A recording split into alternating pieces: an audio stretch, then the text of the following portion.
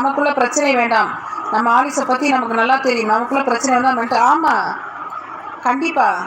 மலர் வாடா கண்ணா, வாடா வாடா வாடா. சுதாமதிய என்ன இது கீழே வர மாட்டாங்க. சுதாமதியை லைவ் பேச சொல்லலாமே. இல்லை, அவங்க நம்பரில் நமக்கு தெரியாது பூர்ணிமா சிஸ்டர். என்னை மட்டும் 10 மினிட்ஸ் திட்டினா நான் சித்துமாவோட ஃபேக் ஐடின்னு சொல்லி சொல்கிறாளா? எல்லாம் நாங்கள் தான் ஃபேக் ஐடியில் வரோம். ஏண்டி உங்கள் ஃபேக் ஐடி வள்ளல் தான் மொத்தத்தை தூக்கி போட்டிருக்கோமே. உங்கள் ஒழுக்கத்தை பார்த்து தான் பொறாமையில் ப்ளேம் பண்ணி எல்லாம் பேசுகிறாங்க. கண்டிப்பாக அதுதான் சொல்கிறேன். நான் இருக்கிற ஒழுக்கத்தை, என் காலை கழுவி குடிச்சிக்கிற தண்ணி கூட நீ குடிக்க அது அருகுது கிடையாது உனக்கு. என் நிழலை கூட தொட உனக்கு. நானும் என் வீட்டுக்காரரும் எப்பேற்பட்ட ஒரு வாழ்க்கையை வாழ்கிறோன்னு உனக்கு தெரியுமா? தவசி வாழ்க்கையை வாழ்ந்துன்னு இருக்கிறோம். எங்களுக்கு தான் தெரியும்.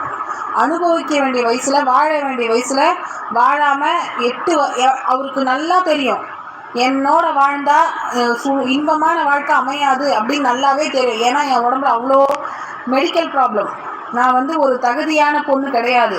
குடும்ப வாழ்க்கைக்கு தகுதியான பொண்ணு நான் கிடையாது, தெரியுமா? அதனால தான் நீ எந்த ஆம்பளையும் நீ என்னை சேர்த்து வச்சு பேச முடியாது. எவனும் என்கிட்ட நெருங்க முடியாது.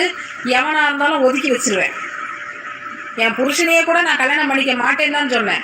வேணாம், என்னை கல்யாணம் பண்ணிக்கிட்டீங்கன்னா உனக்கு குழந்தை பாக்கியம் எனக்கு கிடைக்காது. நீ வேறு பொண்ணை பார்த்து பண்ணிக்க வேணாம். நான் உன்னை விரும்பினது உண்மை தான், நான் அப்படியே இருந்துக்கிறேன்னு. ஆனால் எனக்கு குழந்தை இருந்தாலும் சரி, இல்லைனாலும் சரி, உன்னோட நான் அந்யோன்யமாக வாழ்ந்தாலும் சரி, வாழனாலும் சரி, நீ தான் என் பொண்டாட்டின்னு சொல்லி என் புருஷன் எனக்காக இன்ன வரைக்கும் வாழ்ந்துட்டுருக்காடி.